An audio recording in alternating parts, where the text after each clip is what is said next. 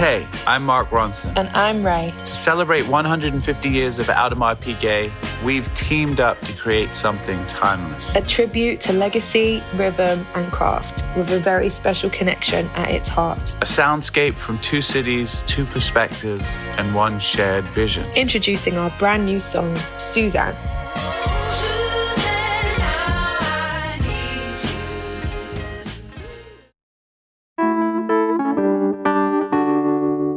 Today on CityCast Portland, it's all of our top picks for the month of July in food, entertainment, and everything in between. Joining me on the show are our very own producers, John Atariani and Julia Fiaioni.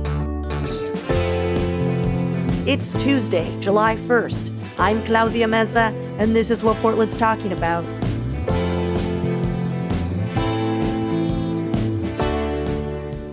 Happy July, everyone. Welcome to the show. Hello. Hey, happy July. Before we jump in, a special shout out to Kenai Redfish Company for sponsoring this month's guide. If you're new to the show, these monthly guides, there's something we started doing here at CityCast Portland just to feel a bit more connected to our city, because we found out that it's so easy to just get stuck in a rut doing the same old, forgetting to seek out cool new things that are happening around you. So hopefully, after you listen to today's show, you're going to walk away with some new ideas for how to have the best July possible. And as always, John has a money-back guarantee. Yeah, every dollar. They are John dollars. Yes, my own proprietary meme coin. All right. Well, let's jump right in. What's this month's obsession or an event that you're really excited about?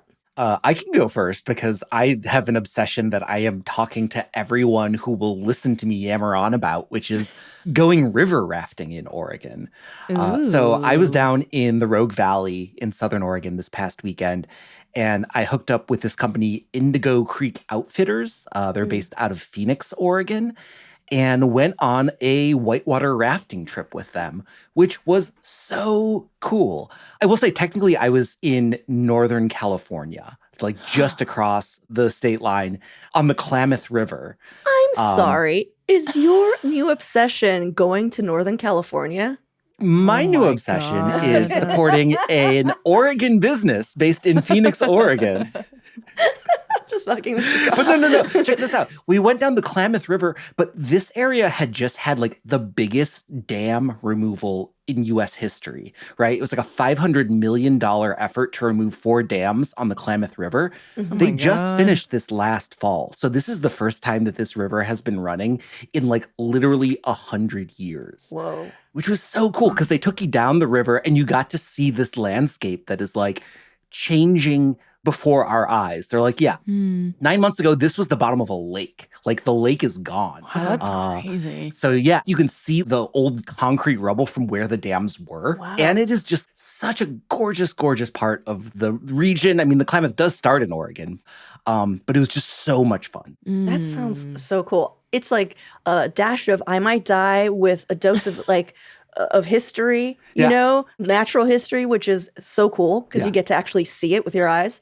That's awesome. I am terrified of whitewater rafting. Julie, have you been whitewater rafting? Yes, I've gone near Everyone's Lake Tahoe, and it was very scary, but I was with a larger group. I'm wondering, John, like how many people were in your party? Like what was the setup like? Yeah, so I was in a boat there were 6 of us plus the guide. So it was 7 people in our boat. And we were sort of in a caravan. There was 3 other boats that were doing the same route as us. So we were sort of all going down the river at the same time. I will say though, like this is a new route and like there's some really crazy rapids in there. We were okay, but 2 of the boats that we were with did end up flipping. Oh my God. No. That's But it was so still, stressful. everybody was safe. Everyone was fine. It was so much fun. No. And I will say, you don't have to go to California to do this. There are so many great places here in Oregon. Like the Rogue River is just incredible for this type of rafting, also in Southern Oregon.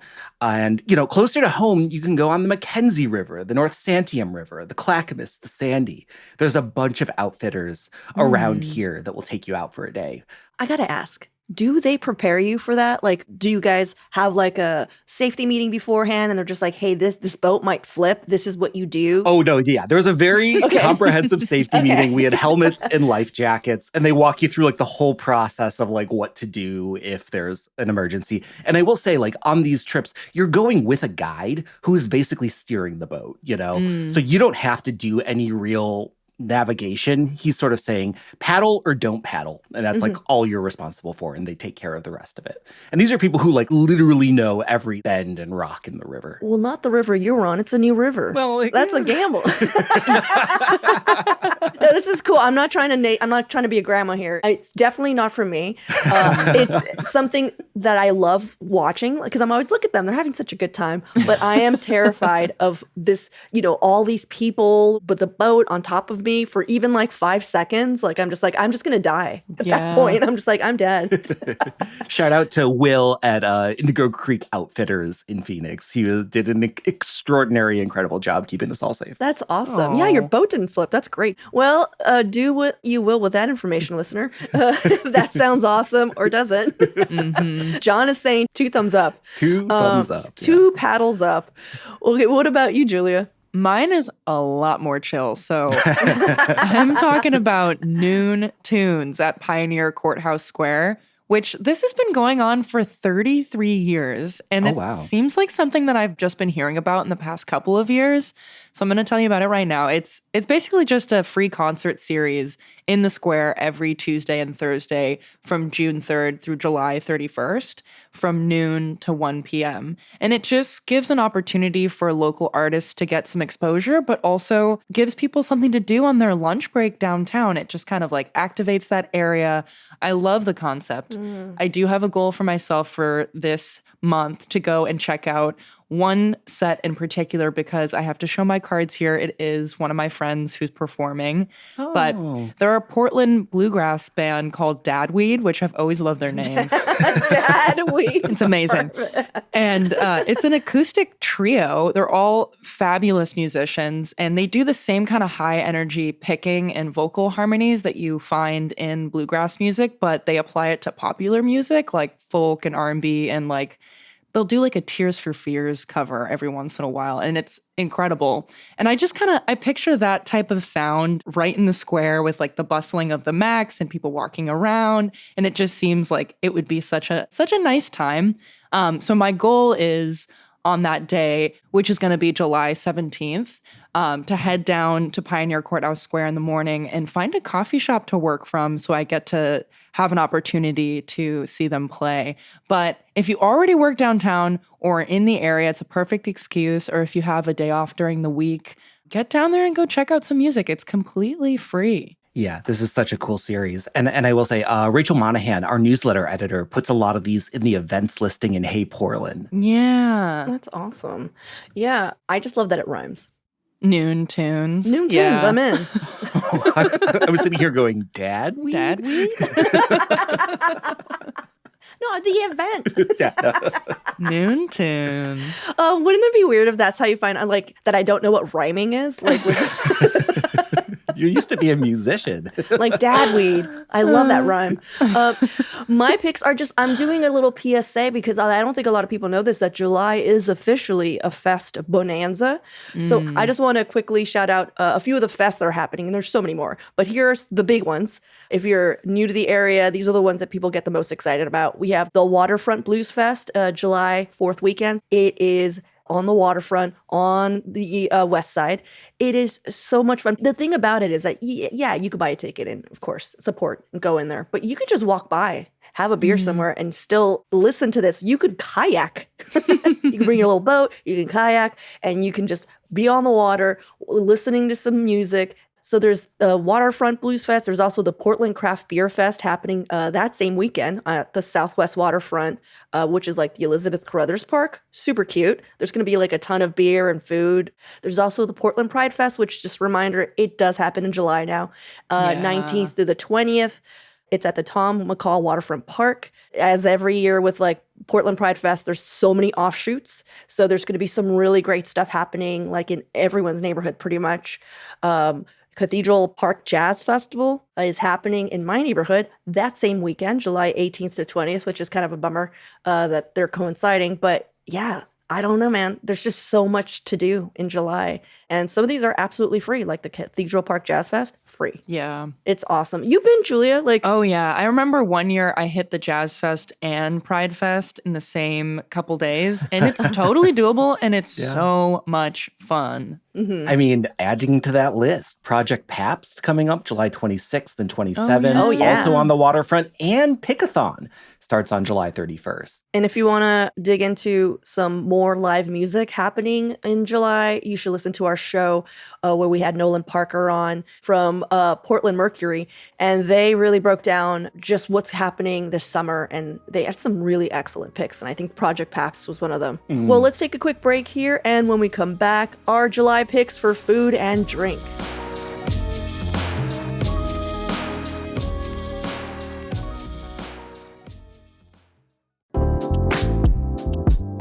Women in Science PDX is an all-volunteer organization that provides connection, community, and career development within STEM fields to women and other gender minorities. But you don't have to be a science professional or a student to take part, because they're open to all STEM supporters and allies who are passionate about equity and equality within STEM fields. They host fun quarterly networking mixers and monthly happy hours. They also have an online Slack channel for virtual discussions. If this sounds like something you'd like to be involved in, Women in Science PDX has volunteer positions available for all levels of time commitment. Check out their website, womeninsciencepdx.org, for more details about upcoming events and volunteering opportunities. That's womeninsciencepdx.org. Looking for a sign to start that summer home refresh finally? Early access to Blinds.com's 4th of July mega sale is happening now. Blinds.com invented a better way to shop for window treatments with upfront pricing, no showroom markups, and no salespeople in your home. Choose from classic shutters to outdoor shades and more, all backed by our 100% satisfaction guarantee. Shop early access to Blinds.com's 4th of July mega sale now. Save up to 40% site-wide, plus a free measure. Rules and restrictions may apply. All right, guys, what are you hoping to eat and drink in July? I can jump in here. So this was a spot I actually tried out just last night, and it's called Moon Pocha, and it's right in my neighborhood on Northeast 28th near the Laurelhurst Theater. And I point that out because this is a late night spot. So I think it's the perfect place to go after catching a movie at the theater. So the name is a nod to tented street pubs in Korea, and it's all about Korean street food. Ooh. And the spot's open Tuesday through Sunday, 4:30 p.m. to midnight every night, which I think is great. But the menu is full of like different soju drinks and all these little dishes that are meant to share. So it's a great spot to go with a group of friends and to just try a few things. When I was there last night, I tried their cucumber muchim, which is this like cucumber radish salad with a mustard dressing that kind of has like a wasabi flavor, which was really fun. And then they had this other cold, spicy sweet potato noodle dish that I thought was very delicious. But the environment's great. There's quite a bit of space and an outdoor patio out in the front. The servers were so sweet. They brought out this like little pear juice drink at the end of the meal just for free to enjoy. And it just opened up a few months ago, so I was happy to finally find some time to go and try it. And I was pretty excited about how it all went. I don't know if you guys have heard about this spot yet, but you know I'm all about finding late night spots in all the neighborhoods. That's awesome. Yeah, I had heard of this, but I didn't realize that it was in Northeast. For some reason in my head, I thought it was in Northwest. Yeah. So I was just like, see you never, unless I'm out there. But like when you're saying street food, it's also just like, like low-key comfort junk food. That, oh, yeah. And one of the meals that they're doing is army stew. And I freaking love Korean army stew. And it's basically all the rations that they were during the Korean War and during the war that they would be able to get. So there's just like Spam and instant ramen, that kind of stuff. There's just, and it's so good because it's just, it still has that really like delicious jjigae, pepper flavor, but with just like all this stuff that you're like, all right, yeah, let's throw that in there too. Yeah. I'll have to try that next time. That sounds so tasty. Yeah. Well, what about you, John? So, okay, this is something that's been around for a little while, but I just got turned on to it. There's a lot of food businesses that just have extra food at the end of a day that isn't going to keep, like bakeries and donut shops and even like pizza by the slice places. Well, there's this app, Too Good To Go. Do you guys know about this? No. Yes. Ooh, tell me. My partner does it, and we get sometimes some really amazing free stuff. Yeah. I just got turned on to this. So it's this app where you can basically buy surplus food from restaurants at the end of the day for like super duper cheap, right? Like Blue Star Donuts and like the Whole Foods Bakery and their hot bar, or like a bunch of bagel places, or even like Pizza Schmizza. They'll put out a thing on this app that says at 8 o'clock, you can get a grab bag of $25 worth of food for like $7. And you go and pick it up, and you don't know what you're going to get, but you just get a ton of stuff really cheap at the end of the day. I love that. So the other night I did it. I went big, Claudia. And What'd I you went and I took the risk. I did Hana sushi late night in the Pearl. All right. Ooh la la. So at the end of their day, they had a pickup window. It was like 9:10 to 9:20. It's like they lock their doors at the Whoa. end Yeah. of the shift. Yeah. And then whatever they have, they just give you a bunch of it. So for like $7, we got like 4 rolls of sushi, and not just like the basic ones, like really nice stuff with like tempura shrimp and like crab with salmon over the top, and a bunch of pieces of nigiri. It was probably like Wow. $25 worth of sushi for $7, you know? Oh, whoa. And it's also kind of an adventure because you don't know what you're going to get. And this is such a great idea, especially because I feel like summers can get really expensive for people who have kids. Yeah. You don't have summer off. So this is a really wonderful, like, hey, this is what we're eating. Yeah. yeah. I've had friends who've gotten the cheapest, like, poke bowls. Poke bowls are not inexpensive. Like, Yeah. they're, Mhm. Oh, and yeah. they've gotten like $5, like, stacked tuna poke bowls and stuff like that. So yeah, that is such a cool thing. The only thing is, like, you do have to grab it from that, like, window. If you miss it, you're done. Yeah. Yeah, no, there's a Whole Foods like not too far from where I live. And we said like, oh, in the summer, we're going to go for like an evening walk and go to Whole Foods and just get like whatever day old bakery stuff they have. And then we'll have like baked goods for the rest of the week. Yeah, that's like a perfect little picnic idea too, where it's just like a surprise bag of whatever's in there. Yeah. Man, I love that even your food picks have to be hacks, John. I know. What is going on here? John, the king of hacks. This summer, my obsession, like my new food obsession that usually happens during the summer, and this goal coincide because I want to kayak from Cathedral Park, which is, my neighborhood, to the Deck, which I don't know if you guys have been to the Deck, but the Deck is a floating restaurant that is only open from Memorial Day to Labor Day. So you got this window and it's on Marine Drive. And what's so great about the Deck is that you can come to it via boat. Here's the deal. You don't go to the Deck, and I'm not dissing anybody here because everybody knows. You don't go to the Deck for like, well, these chicken strips. Oh, I've never had. It's a very Cisco forward restaurant. You go to the Deck for the experience of eating on a floating boat that everyone has decided we're going to have a good time on. Oh, yeah. It's just the vibes are excellent. John, I feel like you've been there, right? I have not been to the Deck, but I know Oh. about the Deck. I just pulled up the Google Maps to remind myself where it is. And the little pin on Google Maps is like in the river. It's in the river. Just like floating in the river. They're If like, you haven't gone before, you're going to get lost because you have to go down to the docks and you have to figure out which dock it's floating on. Yeah. But yeah, I really enjoy having like a mission where at the end I have a beer and like a fun fried snack. And so this is to me, a I'm little like, reward. yeah, I'm so excited about this. But also, like, if you haven't heard about the Deck, heads up, it's very popular and it's not that big. So there is usually a wait. So just a heads up on that. Oh my God. It's hilarious. I'm looking at their Instagram and they have just as many photos of dogs on the Deck as they do of their food, which is indicating to me that maybe you should try to bring Lola. Oh, yeah. I mean, I kayak with Lola. There's no way. Oh, that's Yeah. so cute. She's got her own little vest and everything. You gotta take pictures. I She can't does wait not to see like this. it when she comes with me. Sometimes you'll know if I'm on the river because you'll hear just this little dog just randomly just be like, just in protest that they're in the water. Like anywhere, and she does not like the water. But the thing is, I can't leave her home, and she'd rather be there than not with me. But yeah. Yeah. It's a bummer. It's a bummer to be my dog. Cool. Well, speaking of floating rivers, this month's guide sponsor, Kenai Redfish Company, actually has a pick of of their own, and it's their fish. So here's the deal. They are a family-owned business. They're based in Northeast Portland. Every summer they go to Alaska's Cook Inlet. They sustainably fish some wild sockeye. They bring it back home, and it's like a CSA, but for wild Alaskan fish.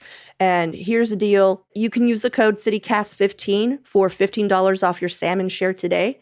Basically, you buy in and you get flash frozen salmon to enjoy year-round for just about $5 or $6 per portion. You go to kenaired.com. That's KENAI red.com. And again, CityCast15 for $15 off. And thanks again to Kenai Redfish for sponsoring this episode. Let's take a quick break here. And when we return, the hack of the month.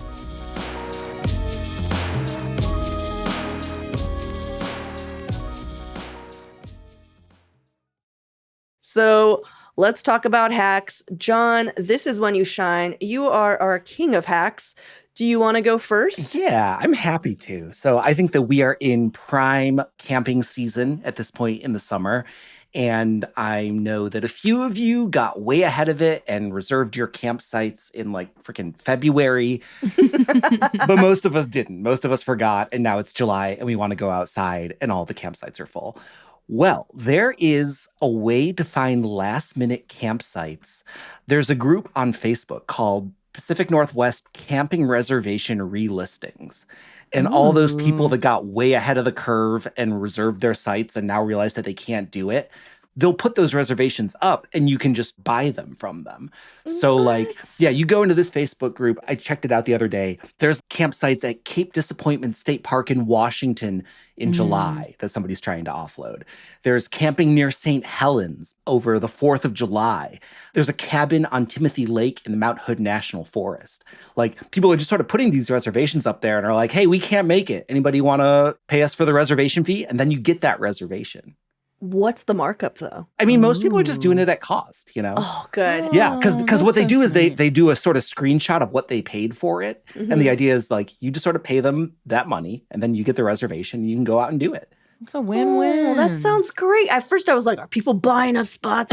Yeah, because I think we've all done that too, is like planned a vacation way in Yeah. advance. And then for whatever reason, your summer plans get messed up and you can't make it. Yeah, it's happening to me in real life this July. But it's not that I can't make it. And now I don't want to make it because it's happening the July where literally everything, like it's Pride weekend. And I'm like, why are we gone? Why? It's just the weekend that I want to be in my neighborhood, you know? Yeah. I will say they go super fast. It's the sort of thing where like you'll get on there and see that something was posted an hour ago and somebody has already snatched it up. So if you're super serious about it, you should really keep your eye on the page. Otherwise, you're going to miss the chance. But like I've done it before. I did it last summer where I was like, I'm kind of ready to go out somewhere this weekend. And it sort of takes the frustration out of, I don't know about you guys, but I always feel like I don't know where the right campsite is, you know? And so like the food app, it sort of takes that decision-making process out of it. And you're just like, I'll go wherever. I have a whole system if you ever want to talk about it offline. You know what that sounds like? That sounds like a hack, Claudia. A secret hack. It sounds like a preference, but yeah. This is how I pick the ones best for me. Cool. Well, what about you, Julie? What's your hack? So mine is slightly related to camping. Okay. A not so fun view into camping, but a very real one. I'm going to give off some tips on how to check for ticks because we're in the middle of tick season. And this idea was inspired by a friend of mine who recently did get bit by a tick when they were out in the gorge area hiking. They had to go and get medication for it. They're all good, but I was like, okay, maybe we should be a little bit more proactive about this. So best case scenario, you're going to avoid getting bitten altogether. And I have some tips for that. So first comes first, just try to stay on the trail in general. They like to hang out in wooded, brushy, high grass, leafy, littered areas. That's where they thrive. If you can avoid that, great. If not, you can actually treat your clothes and shoes and gear ahead of time with this spray that's 0.5% permethrin spray, and it handles most of the ticks that will get into your gear and your clothes. And then you can also use an EPA-approved oil of lemon eucalyptus spray on your body when you're there. But hot tip, just make sure that you apply sunscreen first and then the bug spray for it to work. Beyond that, just tucking in all the layers of your clothes. So like shirt tucked into pants, pants tucked into socks, the whole deal. You're going to look like a dork, but it's worth it. And then before you leave the site, you have to check for ticks. They typically hide in like your underarms or around your ears or in your belly button, back of the knees, around the Belly hairline, button? Oh, no. between the legs. They like little crevices. Claudia's never going camping now. In your belly.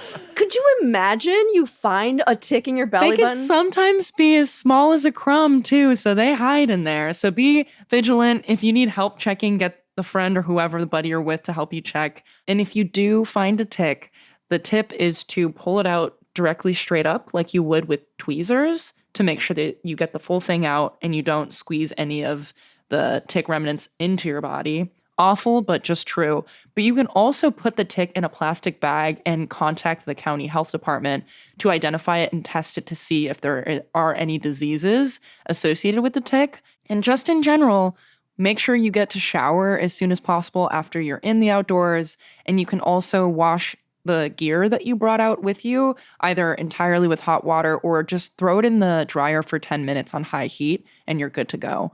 So we'll have a link in the show notes to some of these tips in more depth so you don't have to get too overwhelmed by me just listing it off at you. But yeah, those are my tick tips. Oh, no. Sorry, Julia. I know, it's a bummer, but it's real. No, just the alliteration. Sorry. Yeah. Like, don't you tick tip me. Have you guys ever been bitten by a tick? Not to my knowledge. Yeah, not to my knowledge but, either. Fingers crossed. No. Well, my hack is actually, and I'm gonna shout it out. John gave me this hack. You're welcome. I don't know how I feel about this hack dealing on the backside, It's just doesn't seem fair. I can come up with hacks for you too, Julia. Yeah, You just I gotta literally ask. asked everyone. I was like, "Hey guys, I don't really have a hack this month. It's just I'm going to be John's hackless." segment now. I know, seriously. And John came with 3. I thought this was the best one for right now because I'm facing this. It's the summer. If you have AC, I'm pretty sure that your electricity bills are skyrocketing.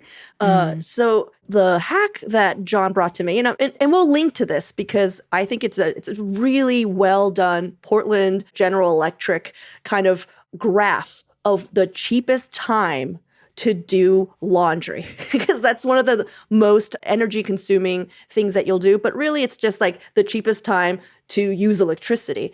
And basically, from 9 p.m. to 7 a.m., it's like a fraction of the cost per kilowatt. So it's like $9.08 per kilowatt compared to the peak time, which is like 5 p.m. to 9 p.m., which is when most of us get to do our stuff because like that's when we're home after work. It's $43.89 per kilowatt, you guys. That's crazy. That's a reason to wake up early. Yeah, I was going to say, or go to bed late. Yeah. Basically, big tip here, do not do anything 5 p.m. to 9 p.m. Just sit in the dark. Yeah. Now I've moved my schedule to do my laundry and I'm going to see how much I save. Yeah. I will say this is an optional program that you can enroll into. There's like sort of your basic service, and then this sort of time of day pricing is something that you actually have to opt into with PGE. Thank you, John. Yeah, and I've opted in, but yeah, good thing to note. Yeah, just didn't want to freak anyone out that if they're just like, what?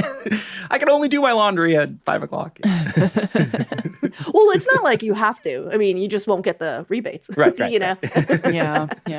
So yeah, excellent hack, John. Thank you. Yeah. Well, it's that time of the episode where we decide what we're going to do together. Should we all just do laundry at 4 a.m? And check ourselves for ticks, yeah. What a party. This one's a little bit aspirational, but you've really got me going on the deck, Claudia. You wanna come with That us? sounds Exactly what I really was freaking fun. thinking. Really? Yeah. Let's do it. I'm like, Yeah. I'm already corralling a group. Like, I already have 2 people that are coming with. I'm like, yeah, 2 Get whole me people. in there. John, do you have a kayak? I don't know, but I'm sure I can borrow a kayak. I know my sister has, somebody I know 100%. has a kayak for me. Mhm. Yeah. Yeah. Yeah, that'd be super fun. I'm in. Let's do it. Cool. I'll probably do it first just to make sure it wasn't the stupidest idea possible. Do you know what I mean? Because I don't want to have that, like when I'm just like, run. yeah, I'm going to do a little test run. And if I'm like, okay, this is possible, or like, no, then this is why not, then we'll all ride our bikes to the deck. How about that? Yeah. Yes. Awesome. Well, guys, thanks so much for hanging out. I hope everyone listening got some new ideas for what to do this month. And if you are doing something really cool and you want to share it with us, portland@citycast.fm. We love hearing from you. Have a wonderful July. Yeah. Happy July. Happy July.